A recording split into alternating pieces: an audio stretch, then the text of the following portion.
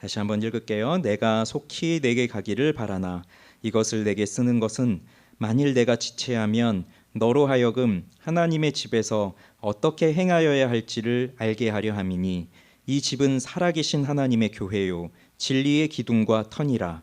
크도다 경건의 비밀이여 그렇지 않다 하느니 없도다. 그는 육신으로 나타난 바 되시고 영으로 의롭다 하심을 받으시고 천사들에게 보이시고 만국에서 전파되시고 세상에서 믿음 바 되시고 영광 가운데서 올려지셨느니라. 아멘. 기도하겠습니다. 하나님 아버지 감사합니다. 오늘도 이렇게 주님 앞에 나와 예배하게 하신 건 너무나 감사드립니다. 주님께서 저희들에게 말씀을 들려주십니다. 그런데 우리는 이 말씀을 듣기에는 너무나 부족한 인생들이니 오늘도 우리의 마음을 깨워주시옵소서. 또 세상을 살면서 또 한 주간 살면서 여러 가지 일들이 우리 머릿속에 맴돌고 있습니다. 그렇지만 이 말씀을 듣는 시간에는 우리의 정신을 온전하게 깨워주셔서 이 말씀으로 깊이 집중하며 그 말씀을 통해서 하나님을 깨닫게 하여 주옵시고 또 잠옷실에서 예배하는 우리 어린 아기의 마음도 하나님께서 이끌어 주셔서 우리 자모와 또 아버지와 우리 부모들이 온전히 하나님을 예배할 수 있는 시간이 되게 하여 주옵소서. 감사합니다. 예수님의 이름으로 기도합니다. 아멘. 교회를 세워나가는 데 있어서 배워야 할 것들이 참 많더라고요. 교단에 등록하는 방법부터 또 교회 법인을 설립하는 일들 참 다양한 것들이 많이 있었습니다. 그리고 또 교회에서 목양을 하다 보면 또 여러 사람들을 만나게 되니까 이러한 형편에 처하여 있는 사람은 어떻게 목양을 해야 되는지 또 이러한 형편에 있는 사람은 어떻게 가르쳐야 되는지 정말 배워야 될 것들이 너무나 많습니다. 그리고 또 교회 생활하다 보면 우리는 그때 신중하게 행동을 해야 되고 또 바르게 처신을 해야 되고 이런 지혜들이 너무나 필요하죠. 이러한 것들을 바울은 너무나 잘 알고 있었습니다. 그래서 지금 에베소에 남아서 사역을 하고 있는 젊은 목회자 디모데가 어떠한 어려움에 처해 있을지를 너무나 잘 알고 있었어요. 그래서 바울은 하루라도 빨리 에베소 교회를 찾아가서 디모데의 짐을 덜어주고 싶었습니다. 근데 바울은 지금 어디에 있냐면 아마 마케도니아, 그리스 마케도니아 빌립보에 있는 것 같아요. 지금 거기에 있고 에베소는 튀르키예, 터키 그쪽에 있는 땅입니다. 지금처럼 마음만 먹으면 하루만이라도 해외를 나갈 수 있거나 그게 안 된다면 온라인 모임, 줌이라든지 페이스타임이라든지 이런 걸 통해서 온라인으로 얼굴을 보면서 미팅을 가질 수 있지만 지금 이 당시는 그럴 수 있는 시대가 아니니까 편지를 써서 보내는 게 가장 최선의 방법이었을 거예요. 요즘 새벽에 사도행전 말씀을 묵상하고 있죠. 그 사도행전 말씀을 묵상하면서 사도 바울의 여정을 생각해 보게 됩니다.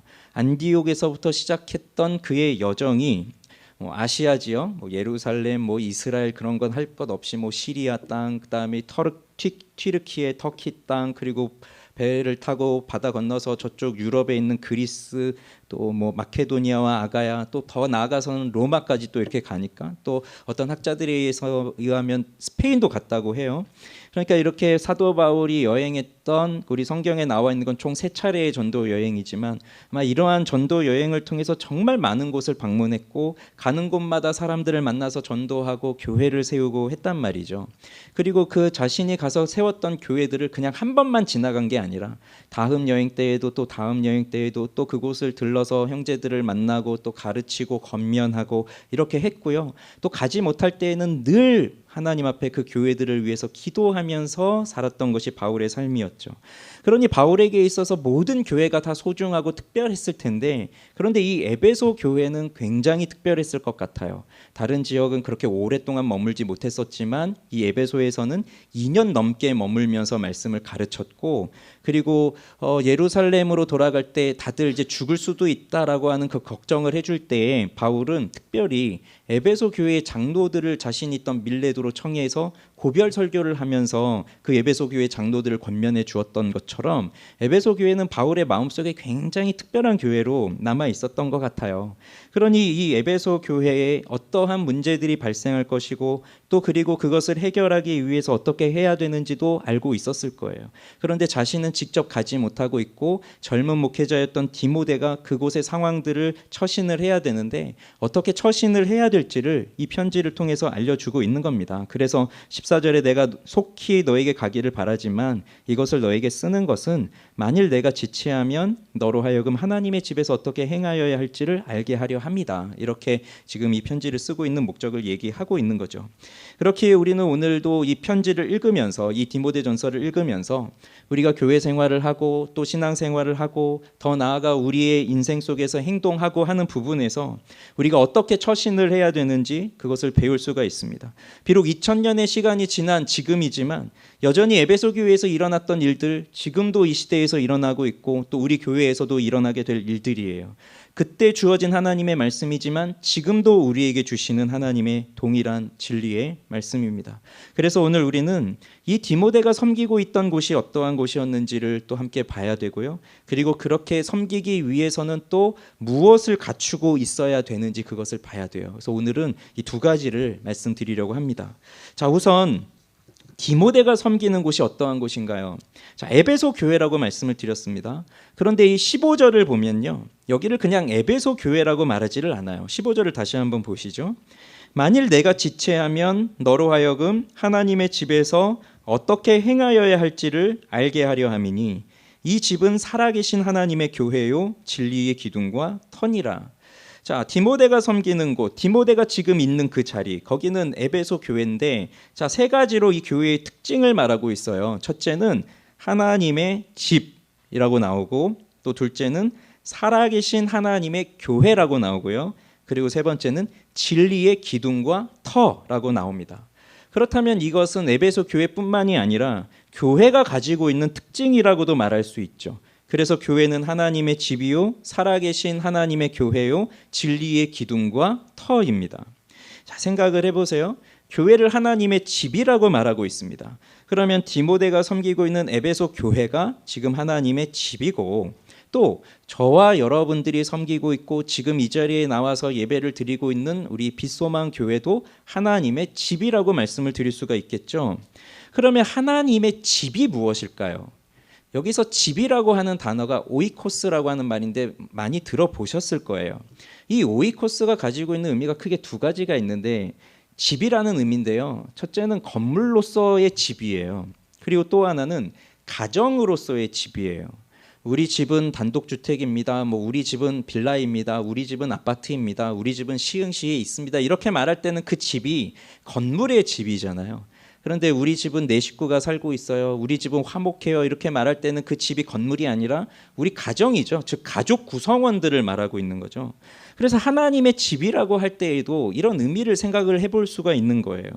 그런데 하나님께 집이 필요할까요?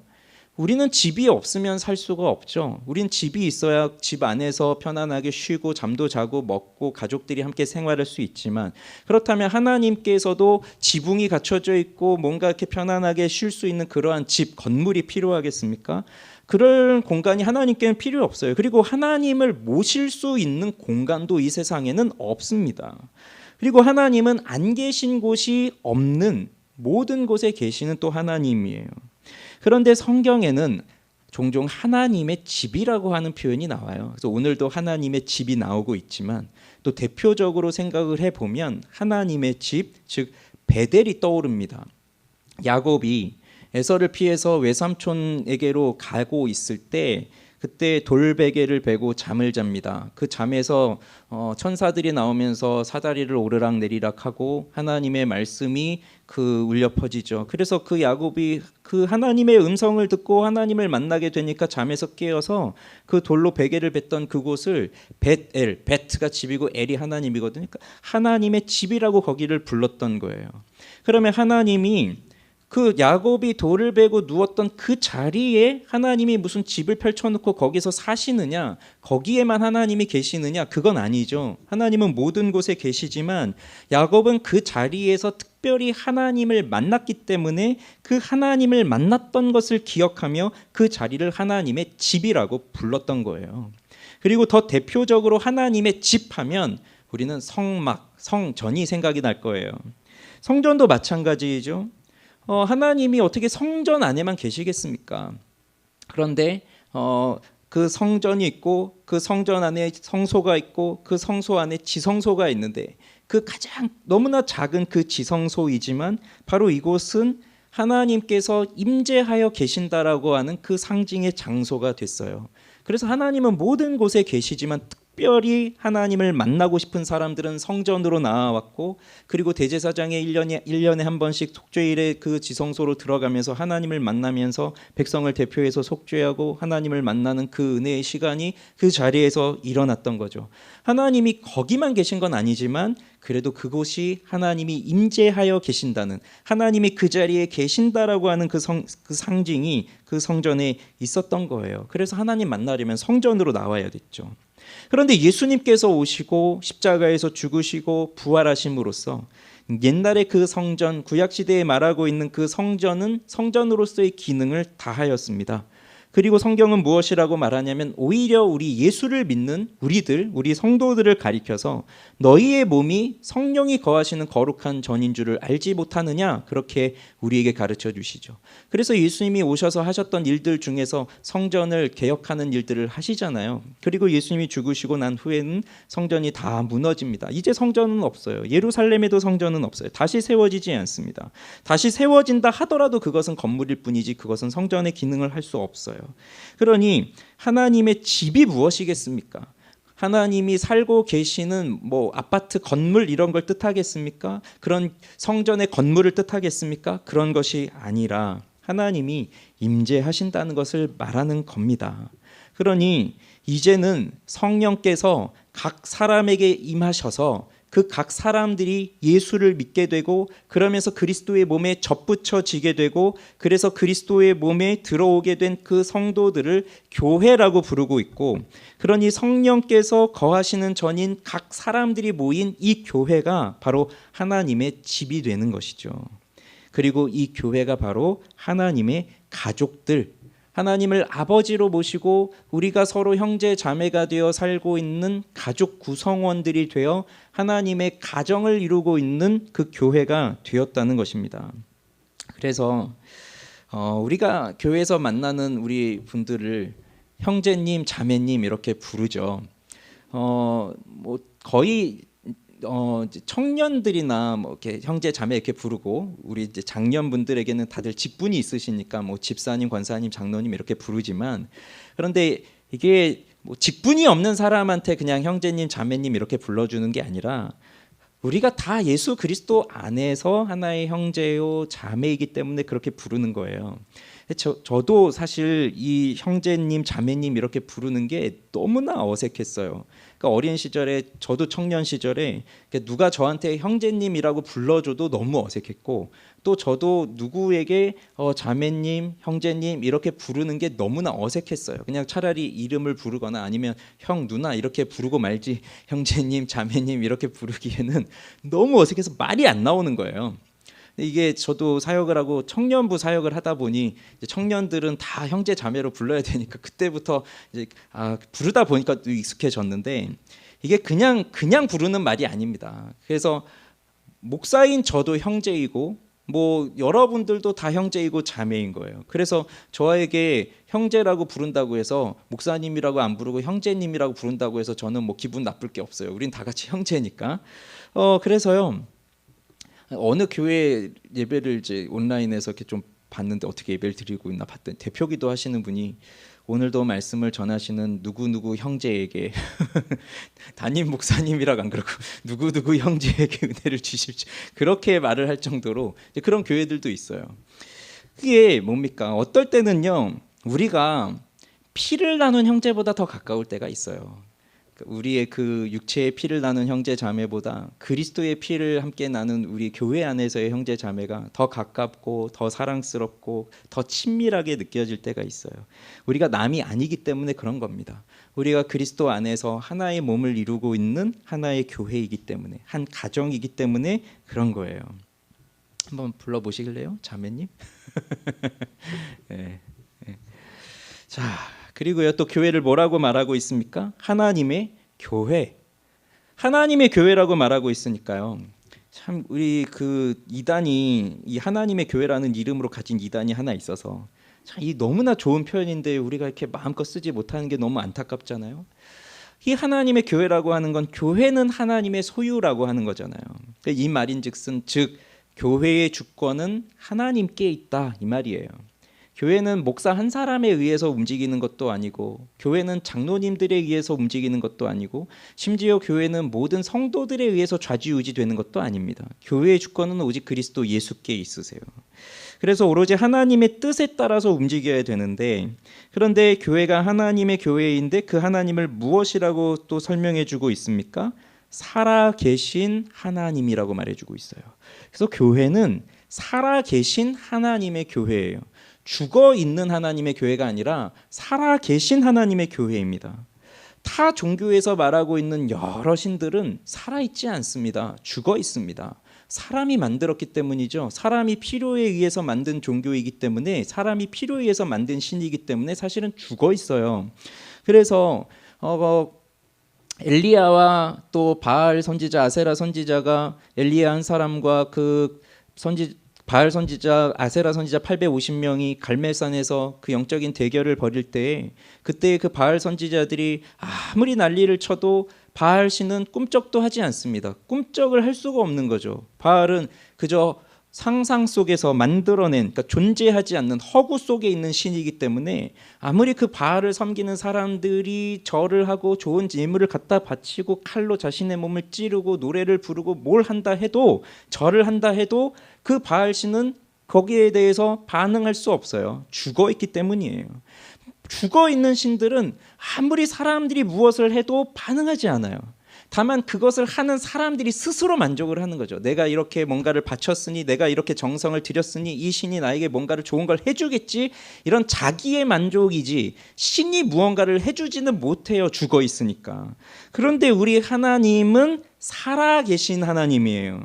살아있다는 건 뭡니까? 죽어 있다면 죽은 건 생명도 없고 움직이지도 않고 반응도 없고 공감도 할 수 없죠. 그런데 하나님은 살아계시기 때문에 우리의 삶에서 늘 공감하시고, 우리가 요구하고 우리가 구하는 것들이 있다면 거기에 반응하시고, 그러면서 우리를 항상 지켜주시고 인도하시는 살아계시는 하나님이에요. 그래서 교회가 어떤 곳이 되어야 하냐면, 교회는 살아계신 하나님을 만나는 곳이 되어야 합니다. 즉 교회에 와 있으면 여기서 하나님이 살아계시다는 것을 배우고 깨닫고 경험해야 돼요. 왜 수많은 학생들이, 수많은 청년들이, 수많은 청소년들이 왜 청년이 되고 성인이 되면 교회를 떠날까요? 이런 얘기를 들었어요. 지금 청소년들이, 교회를 다니고 있는 청소년들이 대부분 이제 엄마 아빠를 따라서 교회를 다니고 있는 거잖아요. 이 청소년들이 바라고 있는 게 하나 있대요. 대학을 가는 거. 근데 대학도 웬만하면 집에서 멀리 떨어진 곳으로, 지방으로 가든지, 뭐 지방에 있는 아이들은 서울로 오든지, 그래서 집을 떠나서, 부모를 떠나서 대학을 가려고 한대요. 그래서 하고 싶은 게 뭐죠? 교회를 떠나는 겁니다. 여기 있을 땐 엄마가 교회 가야 돼, 아빠가 교회 가야 돼 이렇게 하니까 어쩔 수 없이 끌려 나오지만, 이제 집을 떠나서 멀리 가면 이제 그런 게 없잖아요. 자연스럽게 교회를 떠나기 위해서 그걸 바라고 있대요. 근데 그거를 못 이룬 애들은 또 하나를 또 바라고 있대요. 결혼하는 거. 결혼을 해서 배우자가 다니는 교회로 옮겨야 되겠습니다라고 그렇게 말하면서 자연스럽게 교회를 안 나가려고 하는, 자연스럽게 교회를 떠나는 방법이래요. 요즘 이제 아이들이, 청소년들이, 청년들이. 그런데 너무 안타깝지 않습니까? 이런 이야기를 들으면. 근데 왜 그럴까요? 왜 어릴 때부터 교회를 다니고 청소년 때 교회를 다니지만 왜 지금 교회를 떠날 날을 손꼽아 기다리면서 그렇게 교회를 다니고 있을까요? 여기 교회가 살아계신 하나님을 만나는 곳이 되어야 되는데, 어릴 때 교회를 다녔지만 살아계신 하나님을 만난 적이 없으니까 그렇게 되는 거예요. 교회에서 다양한 걸 경험합니다. 교회에서 다양한 걸 배워요. 저도 어린 때 생각해 보면, 저도 중학교 때 생각해 보면, 그때 제 중학교 다닐 때 유행했던 게 농구였거든요. 마지막 승부 나오고 막 장동건 나오고 아시죠? 예. 그래서 교회 끝나면 다 형들이랑 농구를 하러 갔어요. 그 너무 재밌는 거예요. 농구 끝나고 목욕탕 가고 뭐 떡볶이 해 먹고 라면 끓여 먹고 이런 게 너무 재밌는 거예요, 교회가. 그래서 빨리 또 일요일이 되면 좋겠다, 빨리 가서 농구해야지, 그런 재미로 갔는데 그것도 그 1년이더라고요. 1년. 그 지나고 나니까 이제 재미가 없어요. 또 형들이 뭐 고등학생 가고 막 이렇게 하니까 또 이제 잘 만나지도 못해요. 재미가 없어요. 그러니 교회에 와서 그렇게 재미있는 것들을 하고 뭐 이렇게 한다고 해도 살아계신 하나님을 만나지를 못하면 그러니까 어느 순간 교회는 의미가 없는 거예요. 그래서 뭐 요즘에 어떤 교회들은 청소년 사역을 위해서 뭐 게임도 하고 뭐 놀기도 하고 뭐 그런 여러 가지 시설들을 갖추어서 예배 끝나면 딱 자연스럽게 딱 목사님하고 같이 게임하고 뭐 이렇게 한다고 하는데 이제 그것도 뭐 좋은 방법일 수 있지만 만약 거기서 그런 과정 속에서 살아계신 하나님을 만나지를 못한다면 그렇게 교회를 다니다가도 어느 순간이 되면 하나님도 그저 다른 신들과 다를 바 없이 그냥 허구 속에 존재하는 실제하지 않는 그냥 허구로 존재하고 있는 신이구나 그런 생각이 들 수밖에 없잖아요. 그럼 교회를 떠나잖아요. 그래서 우리는 이 교회가 살아계신 하나님을 만나는 곳이 되어야 돼요. 그리고 또 무슨 특징을 말했습니까? 이 교회는 진리의 기둥과 터라고 했어요. 진리는 예수 그리스도죠. 성경에서 말하는 진리는 예수 그리스도라고 보시면 돼요. 예수님은 내가 곧 길이요 진리요 생명이니라고 말씀하셨죠. 그러면 그 진리, 그 예수 그리스도를 바치는 기둥과 터라는 겁니다. 기둥은 무슨 역할을 합니까? 기둥은 이 지붕을 튼튼히 받쳐주는 거죠. 그리고 이것을 높이 들음으로써 멀리서도 이 건물을 볼 수 있도록 그렇게 해주는 거예요. 지금 디모데가 에베소 교회에 있다고 했잖아요. 에베소에는 세계 7대 불가사의라고 하는 아데미 신전이 있었어요. 그래서 그 아데미 신전이 집에 가셔서 그림 찾아보시면 굉장히 웅장한 그 건물이 이렇게 딱 있는데 이 100개나 넘는 그 18m나 되는 그 기둥들이 빛나는 대리석 지붕을 딱 받쳐주고 있는 그 거대한 아데미 신전이 있는 곳에서 여기 에베소 사람들은 살았단 말이죠. 그럼 이 사람들은 기둥이 무엇인지를 너무 잘 알고 있는 거예요. 그 기둥의 웅장한 그 기둥이 하고 있는 역할. 제가 있었던 교회는요. 예전에 그 교회가 1층이 이렇게 예배실이 있는데 한 거의 예배실 길이가 80m가 되는데요. 천장은 그냥 보통 건물이에요. 공장 건물을 리모델링 하다 보니까. 그래서 예배당 가운데에 뭐가 있었냐면 기둥이 있었습니다. 기둥이. 그러면 우리 교역자 회의를 하다 보면 어떻게 하면 그 기둥을 없앨 수 있을까 이제 그런 방법들을 고민을 해보는 거예요. 기둥이 있으니까 천장도 낮은데 기둥이 있으니까 앉은 분들이 설교자가 안 보이는 거예요. 그래서 기둥을 없앨 수 있을까 생각을 해보지만 근데 돌아오는 답은 기둥을 없애면 이 건물은 무너집니다. 되게 오래된 건물이니까. 그래서 제가 그 교회에서 결혼식을 했었거든요. 그 1층의 그 예배실 본당에서 결혼식을 하는데 결혼식 하기 전에 무슨 걱정을 했냐면 저 기둥이 있는데 과연 신랑 신부가 지나갈 수 있을까? 이제 그게 항상 고민이에요. 그래서 꿈을 꾸는데 진짜 2번이나 꿈을 꿨어요. 원래 이런 꿈 잘 안 꾸는데 한 번은 꿈을 꾸는데 교회 기둥이 다 사라진 거예요. 그래서 교회 기둥이 딱 없어져서 그 가운데로 신랑 신부 입장 딱 하는 꿈을 꿨고 2번째는 또 무슨 꿈을 꿨냐면 며칠 후에 교회 의자를 다 치웠더라고요. 교회 기둥은 다 있고 의자를 다 치워서 의자 없으니까 그냥 쭉 나오는. 그만큼 기둥이 되게 저기 했지만 그렇다고 해서 기둥을 없앨 수 없잖아요. 기둥 없애면 무너지니까. 그러니까 이 기둥을 없애면 진리의 기둥이라고 했을 때 이 기둥이 사라지면 진리가 서 있을 수 없는 거예요. 그리고 진리의 터라고 했습니다. 이 터는 건물의 대들보를 말하기도 하지만 또 이 건물을 견고하게 받쳐주는 그 대지, 그 땅을 말하기도 해요. 그래서 이 땅이 딱 견고하게 받쳐주고 있어야 그 건물을 튼튼하게 지켜줄 수가 있죠. 아무리 웅장하고 멋있는 건물을 지었다고 해도 이 지반이 약하면 비가 오고 하면 무너질 수밖에 없잖아요. 그래서 이 터도 너무나 중요한 거죠. 그래서 이 진리의 기둥이다, 진리의 터다라고 하는 것은 교회가 가지고 있는 교회의 책임을 말합니다. 교회는 진리의 터가 되어서 이 진리를 튼튼하게 받쳐줌으로써 이 진리가 거짓된 가르침에 의해서 무너지지 않도록 하는 역할을 해야 되고 또 교회는 진리의 기둥이 되어서 그 진리를 높이 쳐들어서 세상의 사람들이 그 진리를 볼 수 있도록 해주어야 한다는 거예요. 그래서 이 진리를 굳게 붙드는 것은 복음을 말하는 것입니다. 복음을 확정하는 것입니다. 복음을 선포하는 것입니다. 그런데 그렇기 때문에 이 교회와 진리는 굉장히 밀접한 관계가 있죠. 그런데 요즘 교회들을 보면 이런 부분에서 많이 약한 것 같아요. 교회는 어떻게 해야 좋아질 수 있을까요? 저희도 이제 교회가 세워진 지 이제 6개월 된 개척교회다 보니 늘 기도하죠. 우리 교회에 좋은 분들을 많이 보내주시면 좋겠습니다. 영혼들을 보내주시면 좋겠습니다. 기도하죠. 기도하는데 그런데 한번 생각해 보세요. 교회에 좋은 사람이 오면 교회가 좋아질 수 있을까요? 그런데 사실 뭐 여러분들에게도 죄송하지만 그런데 사실 좋은 사람이란 없잖아요. 그리고 설령 좋은 사람이 있다고 하면 좋은 사람이 교회를 올까요? 좋은 사람은 교회를 안 올 것 같아요. 교회는 또 누가 옵니까? 저처럼 좀 뭔가 문제 있고 죄가 많고 또 내 힘으로 살아갈 수 없고 인생에 무거움이 있고 너무나 괴롭고 고독하고 아프고 그래서 이 내 힘으로는 도저히 살아갈 수가 없구나, 문제투성이구나, 난 너무 죄가 많구나, 이런 사람들이 찾아오는 곳이 교회잖아요.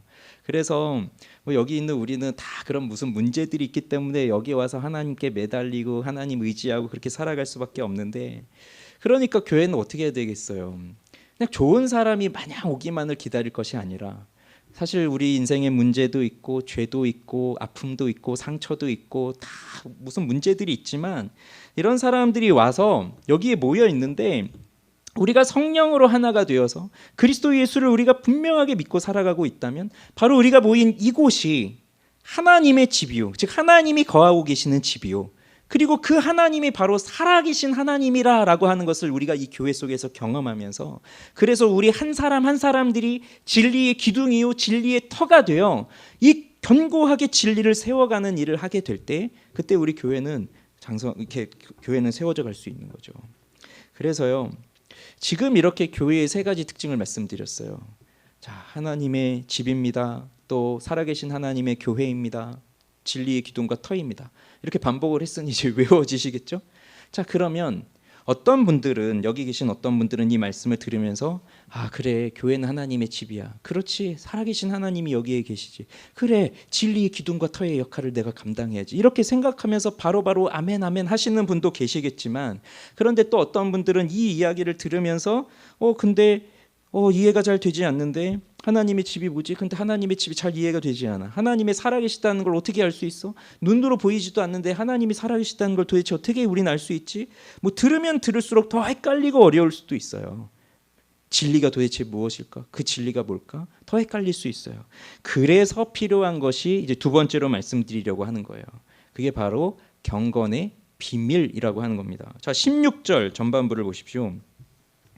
16절 전반절은 크도다 경건의 비밀이여 그렇지 않다 하느니 없도다 라고 말합니다. 이걸 그대로 직역하면요, 그리고 부인할 수 없이 거대하다 그 경건의 그 비밀이, 이렇게 돼요. 그러니까 매우 확실하게 그 경건의 비밀이 아주 크다, 자, 이 말입니다. 자, 여러분, 지금 여기서 경건을 말하고 있거든요. 경건은 우리가 많이 들어보셨을 거예요. 교회를 다니면서 또 신앙생활하면서 경건에 대해서 많이 들어보셨을 텐데, 경건하면 무엇이 생각납니까? 경건하면 떠오르는 이미지가 뭐예요? 저는 경건하면 제일 먼저 떠오르는 게 그냥 훈련이 떠올라요. 경건 훈련. 뭐 신대원 다니고 신학교 다니고 이러면 항상 그 경건 훈련 해야 되거든요. 경건 훈련. 그 훈련, 이건 딱딱하죠. 그래서 경건하면 딱딱한 이미지가 떠올라요. 그래서 뭐 경건의 내용, 뭐 경건의 능력, 뭐 경건의 모양, 뭐 이런 것도 생각이 나지만 어쨌든 경건하면 좀 딱딱하고, 이건 우리가 그리스도인들이 해야 되는 삶의 모습인데 근데 내가 잘 못하겠고 너무 어렵고 실현하기 어렵고 실천하기 어렵고, 그래서 나하고는 좀 거리가 있는 것 같은 뭐 그런 생각이 좀 떠오르고, 어쩌면 또 경건하면 이런 이미지가 떠오를 수도 있을 것 같아요. 경건하면 그냥 조용하고 말하지 않고 그런 이미지 있죠. 그래서 왜 그 중세 시대 때 수도사들이 하는 것처럼 수도원에 딱 들어가서 딱 침묵 수행하고 이러는 거, 그런 게 경건이란 이미지로 떠오르죠. 그런데요, 성경에서 말하는 경건이 뭐냐면, 잘 들어보세요. 경건은요, 쉽게 말하면 이런 거예요. 좋으면서도 두려워하는 마음이에요. 그래서 경건은 우리 내면으로 본다면, 내적으로 본다면 하나님에 대한 두려움을 느끼면서도, 그 하나님에 대한 두려움을 가지고 있으면서도, 그런데 그 하나님을 피하고 싶지 않고 오히려 하나님께 더 가까이 나아가고 싶어하는 그 감정, 그게 경건의 내적인 감정이고요. 그 다음에 이 경건은 외적으로 반드시 나타나요. 그래서 거룩하신 하나님에 대한 사랑과 우리 이웃들에 대한 자비로움으로 나타나요.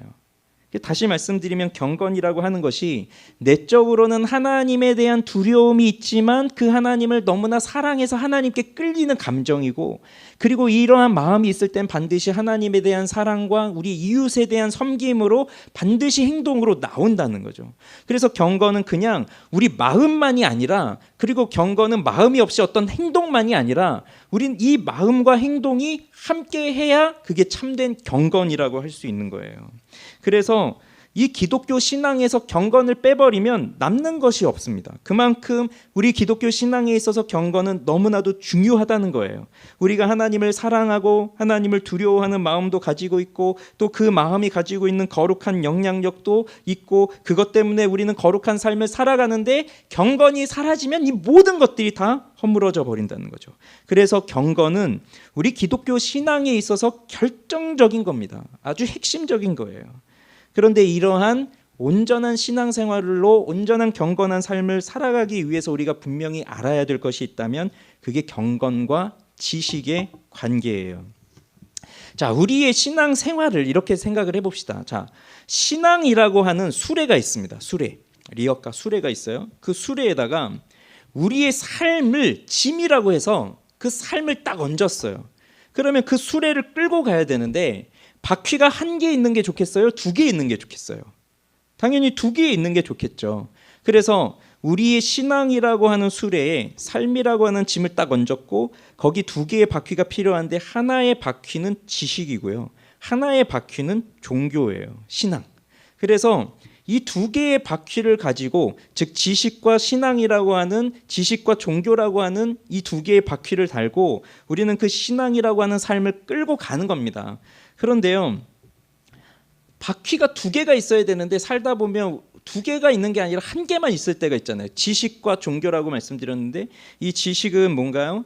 하나님을 아는 지식을 말하는 거예요. 그래서 우리는 이 하나님이 어떠한 분이신가, 그 하나님에 대해서, 그리고 예수, 우리 교회가 그렇잖아요. 그리스도를 아는 장성한 분량의 충만한 데 이르기까지 자라가야 된다고 했잖아요. 그러면 그리스도가 어떤 분이신가, 그리스도의 인격은 무엇인가, 그리스도는 무엇을 하셨는가, 그것을 끊임없이 배우고 깨달아가야 되거든요. 그래서 그것이 지식이라고 하는, 우리가 무엇을 믿고 있는가 하는 그 믿음의 지식, 믿음의 내용이라고 한다면, 그런데 이것은 공부한다고 또 되는 건 아니거든요. 그냥 책만 읽는다고 해서 되는 게 아니에요. 그냥 성경책만 내립다 읽는다고 해서 이게 생기는 게 아니잖아요. 이것은 또 그 말씀을 읽고 공부를 하면서 아멘, 아멘 하는 그 믿음이 또한 있어야 이것을 믿을 수가 있다는 말이죠. 이건 우리의 지성으로 이해할 수 없어요. 다만 하나님이 베풀어 주시는 은혜로 말미암아 우리가 이것을 깨닫는 거예요. 그래서 은혜는 뭔가 느끼는 게 아니라 은혜는 깨달음으로 오는 거예요. 하나님이 은혜는 이해를 통해서 주세요. 그 깨닫는 은혜를 주시는 거죠. 그래서 그것을 깨닫게 되면 아멘 하면서 믿는 거예요. 그래서 이것이 같이 가는 거예요. 그래서 우리의 신앙의 삶을 끌고 가는 건데, 근데 이 둘을 제대로 갖고 가야 되는데 대부분의 성도들이 이 둘을 제대로 갖지를 못해요. 그래서 어떨 때는 지식을 너무 강조해요. 그래서 공부해라, 공부해라, 그것도 모르면 어떡하냐 하면서 막 공부에 대해서 강조를 하다 보면 뭐 열심히 책도 읽죠, 경건서적 읽죠, 뭐 어려운 책들도 읽죠, 그렇겠죠. 그러면 근데 좀 읽으셔야 돼요. 예, 읽고 계시죠? 예, 읽으면서 이렇게 공부를 하다 보면 자연스럽게 우리는 어때요? 우리 본성이 교만해져요. 그러면서 나는 이걸 읽었어, 난 이걸 이해했어, 근데 저 사람은 아직도 이걸 몰라? 저렇게 해서 어떻게 신앙생활 하려고 해? 그런 순간 이게 뭐가 되는 거예요? 저 사람 정죄하고 있는, 비난하고 있는 거예요. 그럼 문제잖아요. 그러려고 우리가 공부하는 게 아닌데. 근데 또 반대의 경우가 있어요. 어떤 사람 기도하는 거예요. 새벽에도 나오고 철야 기도하고 때로 금식 기도하고 막 금식을 하면서 기도하면서 하나님 믿습니다, 아멘 아멘 하고 있는데 저 사람을 보니까 저 사람은 기도를 안 해요. 저렇게 책만 읽어가지고 저렇게 저 머리만 커져가지고 저래서 뭐 할 거야, 뭐 이러면서 또 뭐라는 거예요. 또 정죄하는, 서로 정죄하는 거예요. 근데 그게 다른 사람 안에서 일어나는 게 아니라 이게 같은 사람 안에서, 즉 한 사람 속에서 일어나는 일이에요. 나 한 사람 속에서 어떨 때는 신앙의 뭐 믿음, 그 지식을 굉장히 강조해서 열심히 뭐 공부하고 해야지 하는데 그렇게 하다 보면 또 기도를 잘 안 해요. 또 기도를 하다 보면 그래서 또 신앙생활 지식이 별로 없어요. 그래서 우리는 늘 여기서 왔다 갔다 하는 거예요. 어떨 때는 율법주의가 돼가지고 야 이거 해야 돼 하면서 못하는 사람을 막 정죄하지만 그러다 보니까 또 야 나는 너무 사랑이 없구나. 이제 사랑으로 좀 살아야지 하다 보니까 또 다 이것도 괜찮아 저것도 괜찮아 그러다 보면 또 자연스럽게 율법 폐기주의가 되는 거예요. 그러면서 이리저리 왔다 갔다 하는 거거든요. 그러면 우리 삶이 제대로 신앙생활을 할 수가 있겠어요? 안 되는 거죠. 그래서 이 둘을 제대로 갖춰야 돼요. 제대로. 그래서 여러분 경건이요 불이라고 생각을 해보십시오. 불. 여러분 불멍 해보셨습니까? 뭐 캠핑 가서 불멍 해보셨어요? 그러면 불을 붙이잖아요. 장작에 불을 붙였어요. 근데 그게 오래 갈 것 같지만 뭐 몇 분 안 있으면 금방 또 꺼져요. 그럼 계속 그 불멍을 하려면 어떻게 해야 돼요? 장작을 계속 넣어야 되죠. 그래서 이 불이 경건이라고 한다면 그 장작은 지식이에요. 그래서 정말 경건한 삶을 살아가고 싶습니까? 그러면 정말로 경건으로 뜨거운 불과 같은 신앙생활을 하고 싶습니까? 그러면 계속적으로 하나님을 아는 지식이라고 하는 그 장작을 계속적으로 넣어 주어야 돼요. 그래야 활활 타오르는 거예요. 그래서 이렇게 뭔가 왜 우리 다 그런 경험들이 있잖아요. 교회 오래 다니신 분들은 그런 경험 다 있을 거예요. 한번 뭐 수련회를 가거나 뭐 어디 갔다 왔을 때 그냥 한번 팍 하고 붙을 때 있어요. 그래서 정말 은혜를 깊이 받아요. 그래서 야 이제 나는 절대 넘어지지 않을 거야. 난 이제 기도의 사람이 될 거야. 난 이제 사랑의 사람이 될 거야. 그러면서 오지만 그런데 금방 며칠 지나지 않아서 우리는 또 다시 옛 모습으로 돌아가잖아요. 왜 그런 겁니까? 그게 지식이 받쳐지지 않으니까 그런 거예요. 즉 하나님이 어떤 분이신지를 모르고 지금 내가 살아가고 있는 세상이 어떤 세상인지를 모르고 그냥 낭만적으로 생각하는 거예요. 신앙을. 내가 이렇게 기도를 했으니 내가 이렇게 은혜를 받았으니 뭐 내가 이렇게 방언을 했으니 내가 이러한 은혜를 체험했으니 난 이제 잘 살아갈 수 있을 것이다. 그런 생각을 하고 있는 거예요. 낭만적으로. 근데 현실은 그렇지 않아요. 현실은 우리를 넘어뜨리고 현실은 우리의 신앙이 견고하게 자라가도록 도와주지 않아요. 그러니까 거기서 넘어지죠. 그럼 왜 넘어졌을까? 나를 넘어뜨리게 한 이유는 뭘까? 내가 넘어지는 죄는 무엇일까? 왜 나는 이 죄에 빠질 수밖에 없을까? 이 죄를 이길 수 있는 방법은 무엇이 있을까? 하나님은 왜 나를 이러한 상황 속에 모셨을까? 그런데 하나님은 나를 어떻게 인도하실까? 그것을 계속적으로 생각하고 배우고 공부하고 진리를 찾고 깨닫고 그리고 그 깨달을 수 있도록 구하고 그 일들을 계속적으로 해야 경건의 불이라고 하는 것이 타오르는 겁니다. 그래서 경건의 기원은 지식에 있어요. 우리 개혁신학은 영성이란 말을 안 씁니다. 영성은요. 영성이 어떻다 이런 말들을 교회에서 많이 하지만 우리 개혁신학 안에서는 영성이란 말 잘 안 합니다. 이 영성은요. 이건 인간적인 생각이에요. 그래서 내가 이 영성을 끌어올리면 내가 열심히 노력해서 뭐 기도 많이 하고 금식하고 뭐 하면 내 영성이 올라가서 마치 하나님처럼 된다라고 하는 그런 개념이 이 단어 속에 있거든요. 우리는 그런 의미로서의 영성을 사용하지 않아요. 대신에 우리는 무엇을 사용합니까? 경건이에요. 성경은 경건을 말하고 있어요. 그래서 경건은 내가 뭘 노력을 하고 훈련을 열심히 해서 하면 내가 이 정도의 경지에 이를 것이다 라고 하는 그것이 아니에요. 경건의 의미는 완전 반대예요. 내가 열심히 노력하면 여기에 오를 것이다 그게 아니라 경건은 나는 할 수 없는 사람이기 때문에 모든 것을 하나님께 의지하고 기댑니다. 그거예요. 그래서 경건은 다른 말로 하면 하나님께 기대는 거예요. 기대서 사는 거예요. 그래서 세상의 사람들은 내 힘으로 노력으로 자꾸 해보라고 하지만 경건은 내 힘으로 하는 게 아니에요. 하나님을 의지해서 기대에 있는 거예요. 하나님께. 그래서 훈련으로 사람이 바뀌었다면 우리 군대 갔다 오신 분들은 다 바뀌어 있어야 되잖아요. 근데 휴가만 나와도 싹 바뀌어 다시 돌아오잖아요. 그러니까 훈련으로는요 안 바뀌어요 사람이. 어떻게 바뀝니까? 은혜로 바뀌어지는 거예요. 은혜로. 하나님이 은혜를 부어주시면 그 사람이 변하는 거예요. 그래서 칼빈이 뭐라고 얘기하냐면요. 기독교 강요에서 경건은 잘 들어보세요. 경건은 위로부터 하나님의 계시를 내려받은 성도가 하나님이 위로부터 계시를 내려주세요. 그럼 그것을 받아요. 그러면 그 계시를 받은 성도가 여기서 그리스도와 연합하고 그리스도와 교제하고 교통하면서 이 아래로부터 하나님께 합당한 예배를 올려드리는 삶 그것이 경건이다. 즉 하나님으로부터 계시를 받고 그리스도와 연합하여 교제하여 하나님께 합당한 예배를 올려드리는 삶, 이것이 경건이다, 이렇게 말합니다. 그래서 하나님의 의로 인하여 하나님을 경외하고 하나님의 사랑으로 인하여 감사하며 예배 드리는 성도의 삶이 곧 경건이에요. 그냥 침묵 수행하고 뭐 그런 게 아니라.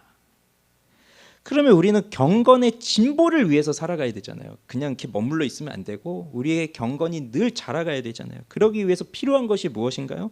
이거예요. 우리가 이해를 하든지 못하든지 우리는 예배 시간에 나와서 하나님의 말씀을 깨닫기 위해서 노력을 해라, 이겁니다. 그래서 하나님의 말씀을 깨달으려고 하고 또 이 성경을 체계적으로 배우는 일들이 지속적으로 일어나야 돼요. 이게 경건의 삶의 출발이에요. 그래서 경건을 위해서 무작정 뭐 5시간씩 매일 기도하세요, 뭐 하루에 한 끼씩 금식하세요, 이런 걸로 되는 게 아니라 우선은 이 예배 시간에 말씀을 들으면서 이게 처음부터 다 이해되지 않을 거란 말입니다. 이걸 처음부터 다 이해할 수 없을 거예요. 내가 이제 예수를 믿으려고 이제 교회를 처음 왔는데 어떻게 이걸 다 알 수 있겠어요. 그렇지만 이것이 이해가 되든 안 되든 이걸 이해하기 위해서 하나님의 말씀에 집중을 하는 거예요. 그러면 하나님은 놀랍게 성령의 은혜로 깨닫게 하시는 은혜를 주시거든요. 기다리세요. 그리고 하나님 앞에 매달리세요. 그러면 깨닫게 하신 은혜를 주세요. 그럼 정말 놀라운 그 진리가 팍 열리는 그런 은혜가 온단 말이죠. 그래서 배우셔야 돼요. 성경을 끊임없이 배워야 돼요. 나는 이제 새가족반 끝났으니까 더 이상 배울 게 없어, 그게 아니라 우리는 죽을 때까지 배워가야 되는 거예요. 다 알잖아요. 우리 여기 교리반 뭐 옛날에 시험 보고 다 하셨지만 지금 뭐 그 교리반 예전에 100점 맞으셨던 분들 그 시험지 근데 그대로 주시면 100점 맞으실 수 있을 것 같으세요? 다 기억이 안 난단 말이죠. 늘 배우는 거예요, 계속해서.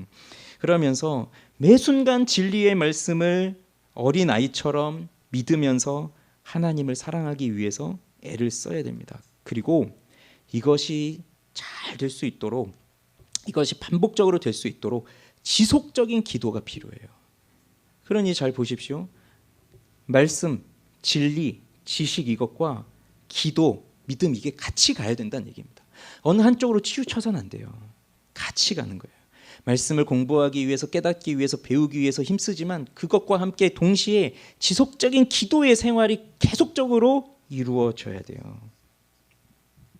그래서 경건은 그냥 내가 한번 하나님한테 받아가지고 주머니 속에 넣어놓고 있다가 하나님하고 상관없이 그냥 막 살다가 지금은 경건이 필요할 때 하고 주머니에서 딱 꺼내서 난 경건하게 살겠습니다, 이런 게 아니라는 거예요. 경건은 늘 하나님과 올바른 관계를 가지면서 하나님이 우리의 마음과 영혼에 성령의 은혜를 베풀어 주셔서 그 성령의 역사로 말미암아 경건한 영향력이 계속적으로 나타날 때 그때 우리는 경건하게 삶을 살아갈 수 있는 거예요. 경건의 삶을. 그런데 이걸 뭐라고 말하고 있다는 겁니까? 경건의 비밀이라고 말하고 있다는 거예요. 비밀. 자, 우리 지난 시간에도 봤어요. 믿음의 비밀. 집사들은 믿음의 비밀을 가지고 있는 사람들이어야 됐어요. 그리고 우리 교회 골로새서 1장에 나온 그리스도의 비밀. 자, 이방인들에겐 감추어져 있지만 만세 만대로부터 감추어져 있지만 성도들에겐 나타나게 된 이 비밀. 자, 이 비밀이 뭡니까? 바울은 이 비밀이라고 하는 말, 미스테리온이라는 말을 자주 사용하고 있어요. 이건 뭐냐면 인간의 이해와 인간의 이성으로는 판단할 수 없는 거예요. 이 비밀은. 그렇지만 분명히 존재하는 거예요. 그냥 존재하지도 않는 걸 이해할 수 없어, 그게 아니라 존재는 하고 있는데 인간의 이성으로는 판단할 수 없는 것이 비밀이에요. 예를 들어볼까요? 모세가 광야에 있는데 하나님이 떨기나무에 불이 붙는 형상으로 나타나셨어요. 그럼 모세가 그걸 보면서 신기해서 갔잖아요. 불이 붙어 있는데 나무에 불이 붙었어요. 그러면 불이 붙어 있다면 나무가 타서 없어져야 되는데 그 나무는 그대로 있으면서 불이 있어요. 이걸 뭐라고 말할 수 있죠? 이게 비밀이에요. 실제로 존재하고 있지만 보지 않는 사람은 알 수 없는 거예요. 그래서 경건을 비밀이라고 하고 있어요. 근데 이 비밀, 바울이 이 비밀을 말할 때는 예전에는 그게 감춰져 있었지만 그러나 지금은 그리스도와 그의 복음으로 인해서 확실하게 나타나 있다는 거예요. 그래서 그리스도를 만난 사람들에게는 더 이상 비밀이 아니에요. 대신에 그리스도를 알지 못하는 사람들에게는 여전히 비밀로 감추어져 있어요. 이 지금 에베소 교회에 보내고 있잖아요, 디모데한테. 근데 다른 데보다 이 에베소 사람들은 이 경건의 비밀이라고 했을 때 이 비밀, 미스테리온이라고 하는 이 비밀을 너무 잘 알았을 것 같아요. 왜냐하면 바울이 에베소에서 두란노선에서 날마다 2년 동안 말씀을 가르치고 했단 말이에요. 그리고 많은 사람들이 유대인이나 헬라인이나 거기 있는 아시아 사람들이 다 그 복음을 들었는데, 그리고 바울이 하나님이 놀라운 권능을 행하셔서 뭐 사람들이 병도 낫고 뭐 이런 기적들이 일어나고 귀신들이 쫓겨나요. 그랬더니 거기 마술사들이 많았어요. 마술사들이 이제 따라하는 거예요. 바울이 의지하는 예수의 이름으로 내가 명하노니 귀신이 떠나가나, 뭐 이런 얘기들 이제 마술사들이 따라하는 거예요. 그랬더니 마술사들이 그렇게 하지만 귀신은 내가 바울도 알고 예수도 아는데 넌 도대체 누구냐 하면서 오히려 그 마술사들을 괴롭히죠. 그런 걸 보면서 그 수많은 마술사들이 회개하면서 예수님을 믿게 돼요. 그때 그들이 그 마술책을 다 가져와서 불사르거든요. 그걸 다 재보니까 은 5만이었대요. 엄청난 액수인 거예요. 은 5만. 그럼 보세요. 거기 마술책에 뭐가 써 있었을까요? 뭐 저희가 본 적이 없고 저희도 마술을 해본 적이 없지만 저는 왜 해리포터가 생각이 나는지 모르겠어요. 그러면 거기에 그 주문이라고 하는 뭐죠? 주문이나 뭐 그런 비밀스러운 뭐죠? 우리 애들이들 하는데 갑자기 하려니까 또 생각이 안 나네요. 맨날 그 지팡이 들고 뭐 이렇게 따라 하던데. 그럼 뭐 갑자기 뭘로 변하고 그런 거. 그런 걸 배우기 위해서 그 마법사 학교에 가고 마술을 배우고 이런 거 아닙니까? 그럼 마술책에 아마 그런 게 기록되어 있지 않았을까 싶어요. 사람들은 모르는 그 주문, 그 주술적인 내용들. 그래서 그게 속임수이든 뭐 아니면 그게 어떤 신비로운 영적인 일이든 뭐 그건 모르겠지만 그 비밀스러운 그러한 그 주문들이 있고 해서 그거를 배우고 그게 딱 그 책에 있고 한 거 아니겠어요? 그런데 진짜 예수 그리스도를 통해서 비밀이 무엇인지, 이 경건의 비밀이 무엇인지를 깨닫고 나니까 이제 그런 비밀은 가짜였구나 하는 걸 다 알고 그걸 다 불태우는 거죠. 예수님이 진짜구나. 그래서 이 경건은요, 우리 인간들이 살아가면서 우리의 사고로는 다 이해할 수 없어요. 그래서 우리 여기 중에서 다들 이제 신앙생활의 연차가 또 다르고 또 하나님을 만난 경험들이 다르기 때문에 우리 각자가 간증을 하고 나를 만나주신 하나님에 대해서 이야기를 할 때 어떤 사람들은 그걸 들으면서 그래 아멘 맞아 그래 나에게도 그러셨어 그럴 수 있지만 대부분의 또 어떤 사람들은 그걸 들으면서 야 신기하다 진짜 저런 일이 있었다고 이해가 안 되는데 그럴 수도 있다는 거예요. 그래서 경건의 비밀을 열어주는 분이 누구냐? 바로 그리스도신 거예요. 그래서 경건의 핵심은 그리스도를 만나는 거예요. 예수님을 만나는 거예요. 그래서 예수님을 바르게 알고 예수님을 사랑하는 것에 있는 거예요. 그래서 우리 3장 16절 후반부에 이제 이렇게 나오죠. 같이 읽어볼까요? 시작. 그는 육신으로 나타난 바 되시고 영으로 의롭다 하심을 받으시고 천사들에게 보이시고 만국에서 전파되시고 세상에서 믿음 바 되시고 영광 가운데서 올려지셨느니라. 아멘. 이게 아마 이 당시 초대교회에서 그 불려지던 찬송 시였던 것 같아요. 육행으로 되어 있는. 그럼 여기에 그는 육신으로 나타나시고 영으로 의롭다 하심을 받았다. 자, 이것을요 예수님을 믿지 않는 사람들의 입장에서 이 말을 생각해 보십시오. 예수님이 육신으로 나타나신 바 되셨다. 즉 사람의 몸으로 오셨다. 예수님을 믿지 않는 사람들이 이 말을 들을 때 여기에 큰 관심을 보일까요? 관심을 보일 수 있어요. 신이 우리 인간의 형체로 오셨다고? 야 그거 참 놀라운데 흥미로운데 이런 생각은 할 수는 있겠지만 그런데 이건 진짜 신이 그냥 사람의 형체 그게 아니라 진짜 사람으로 오신 거거든요. 살과 뼈를 가지고 계시고 피가 있는 그 진짜 사람으로 오셔서 우리와 함께 사시고 우리와 함께 먹고 우리와 함께 마시고 우리와 함께 자고 우리와 함께 고난을 겪으면서 그렇게 사시는 진짜 사람으로 오셨고 그분이 십자가에 못 박혀 죽으셨단 말이에요. 그러면 이 내용이 우리는 이것을 들으면서 그래 이것이 복음이야 아멘이야 하면서 우리의 마음이 움직이지만 아직 예수님을 믿지 않는 불신자들의 입장에서 본다면 그게 무슨 감동이 될까요? 예수님이 사람으로 오셨다고? 에이 그런 거짓말이 어디 있어. 어떻게 사람이 어떻게 남자 없이 여자 혼자 어떻게 되겠어. 그래 사람일 수는 있어. 그래 근데 신이 아니고 그냥 사람이지. 그래 신화야. 이런 생각은 할 수 있을 거예요. 십자가에 죽었다고? 그래 이 사람이 참 의로운 사람으로 아주 훌륭한 일을 했구만. 그런데 왜 십자가에서 죽으셨는지 그건 모른단 말이죠. 예수님이 우리의 죄를 위해 내가 받아야 할 그 죄의 대가를 대신 받아주시는 그 대속의 죽음을 예수를 믿지 않는 사람들은 몰라요. 알고 싶어 하지도 않고 있단 말이에요. 그리고 더 중요한 건 예수님이 그렇게 죽으셨는데 부활하셨잖아요. 어떻게 살아난다고? 어떻게 죽은 사람이 살아나? 그거 다 거짓이야. 다 뻥이야. 그 사람들에게는 관심이 없어요. 그러니 그것이 무엇으로 감추어져 있다는 말입니까? 비밀이라는 거예요. 비밀. 그런데 우리에게는 예수 그리스도를 만나고 나니까 그 예수님이 진짜 하나님의 아들이시고 그 예수님이 진짜로 나를 위해 죽으셨고 진짜로 나를 위해 살아나셨고 그래서 하늘에 올라가셨고 지금 하나님 우편에 계시면서 지금도 나를 다스리고 계시는 살아계신 하나님의 아들이라고 하는 것을 내가 굳게 믿고 있다는 말이죠. 그게 비밀로 우리에게는 감추어졌던 것이 나타났기 때문에 가능한 일이에요. 그래서 이 십자가에서 예수님이 죽으셨어요. 그리고 부활하셨어요. 그래서 그 십자가를 보면 예수님이 그렇게 고통당하면서 죽으시는 모습을 보며 그래 저기에 내가 달려 죽어야 하는 것이지 내가 죄인이라고 하는 것을 깊이 깨닫게 되고 그리고 그 십자가를 보면서 그럼에도 불구하고 하나님이 나를 사랑하셨구나. 나를 대신하여 예수님이 죽으심으로 나를 살려주시는구나. 그것을 깨닫게 되는 거죠. 그 사랑을 깨닫는 거죠. 그러니 여러분 생각해 보세요. 이 하나님께서 나를 창조하시고 그리고 내가 하나님의 뜻을 따라 살아가야 되지만 내가 그것을 어겼고 내가 하나님을 떠났고 내가 하나님을 배반했는데 그런데 나에게 벌을 내리셔도 나는 무엇이라고 말할 수 없는 그 철저한 죄인임에도 불구하고 내가 요구한 적도 없는데 내가 바라지도 않았는데 하나님이 먼저 나에게 그 사랑의 손을 내밀어 주셔서 그 아들 예수 그리스도를 보내시고 그래서 그 예수님이 나를 위해 십자가에서 죽으시고 부활하셨다고 하는 이 놀라운 복음의 사실을 깨닫게 되어지면 이 하나님의 사랑을 알게 되어지면 어떻게 해서 하나님의 사랑 앞에 나아가지 않을 수가 있겠습니까? 우리 속에는 하나님의 사랑을 하나님을 향한 사랑이 샘솟을 수밖에 없는 거예요. 그게 바로 경건의 비밀이에요. 우리가 믿고 있는 믿음의 비밀이에요. 그리고 이 비밀은 결국 십자가에서 나오는 것입니다. 죄에 대한 형벌과 죄인을 향한 용서, 사랑이 바로 이 십자가에서 이루어지는 거예요. 인애와 진리가 같이 만나고 의와 화평이 서로 입맞추었다라고 하는 이 비밀이 구약시대의 사람들은 아무리 알려고 해도 알 수 없었던 이 비밀이 이 수수께끼와도 같은 비밀이 십자가를 통해서 확실하게 드러난 거예요. 그래서 예수 그리스도를 만나는 것이 경건의 핵심이에요. 말씀을 믿겠습니다. 앞서서 지난주와 그 전주에 말했던 감독과 집사의 직분들, 자, 이 직분들을 감당할 자격을 갖춘 사람들은 누구겠습니까? 책망할 것이 없는 이 사람들은 누구겠습니까? 이 사람들이 바로 오늘 여기서 말하고 있는 경건의 비밀을 알고 살아가는 사람들이에요.